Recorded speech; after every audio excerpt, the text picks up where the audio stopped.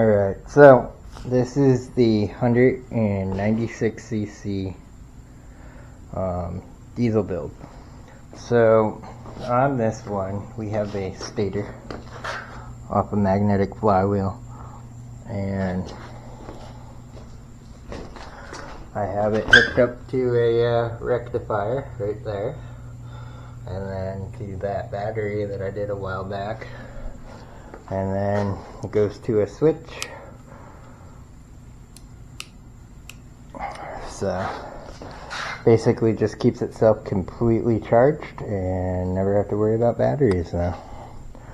So I can actually unplug the battery once it's going, and it'll still do the light, just not as bright. So you always want to have some kind of battery though.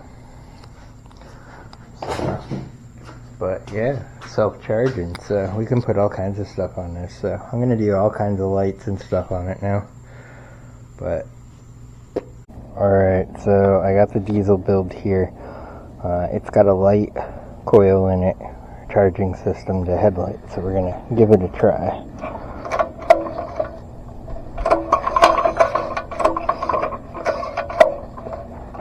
There we go.